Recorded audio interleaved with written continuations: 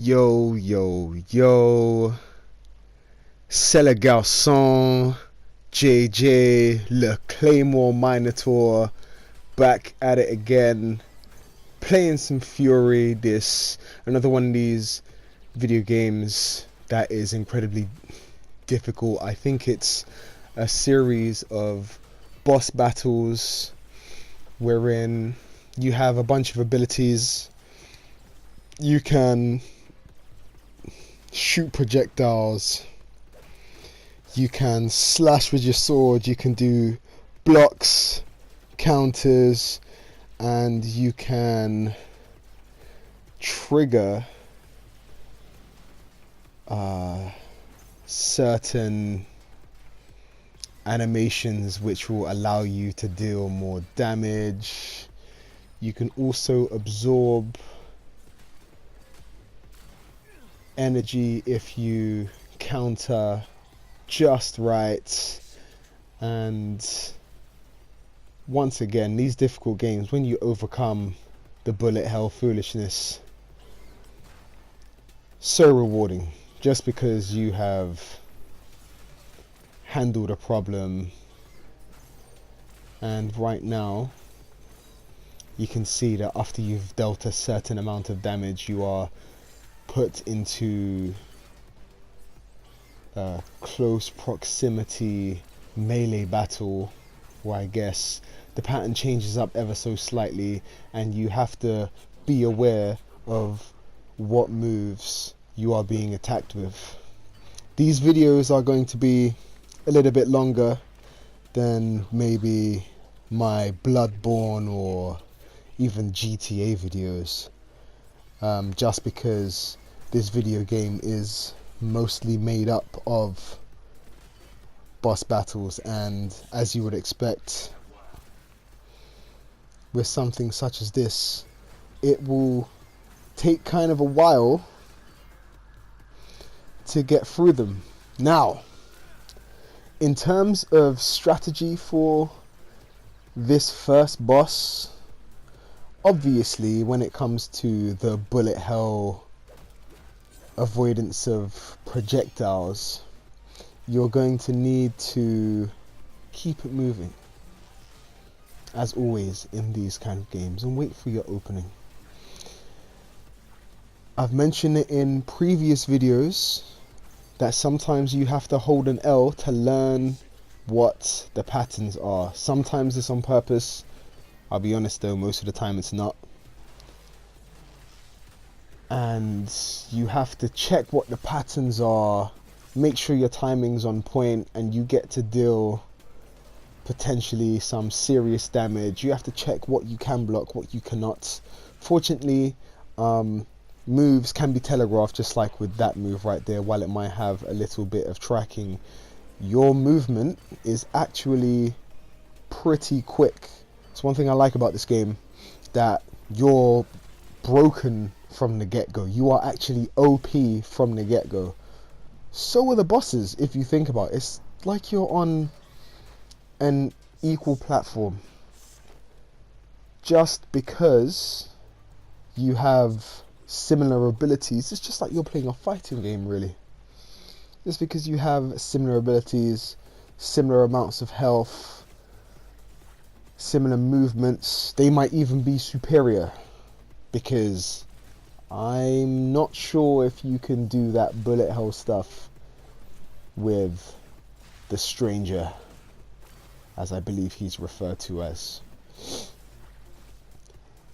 But yes, I think these guys tend to have 3, 4, maybe even 5 stages wherein you deplete the health bar and they switch things up. They add some moves to their arsenal.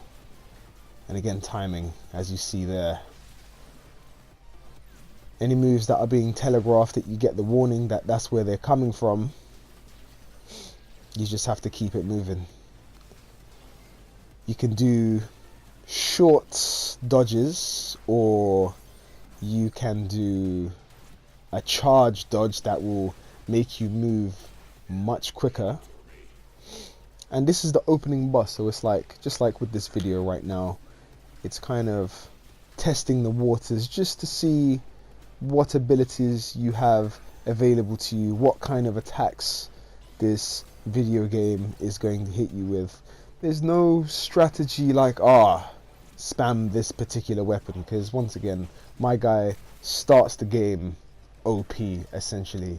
It's about you knowing how to utilize those movements. I think pretty much every single one of his movements is useful. Just getting used to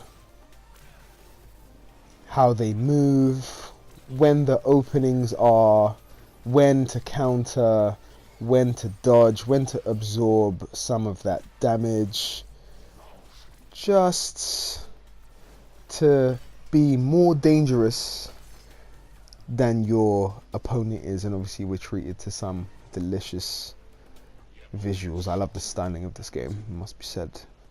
Cell shaded Breda with dreadlocks, and here comes the bullet hell, I believe it's referred to as, and this is trial and error. The first time I saw this, obviously I was like, this is impossible. This is impossible. Look, you're firing waves and energy balls at me, and if I move too far with the dodge, I'm done. But the key here is to avoid the orange ones. They cannot be destroyed. You can shoot out the yellow ones, and you have to have knowledge of how far the dodge you choose to use is going to go. Otherwise, you're pretty much going to do what I did there, which is hold that L. He gets that health bar, I lose one, all over again. Bad feels all round.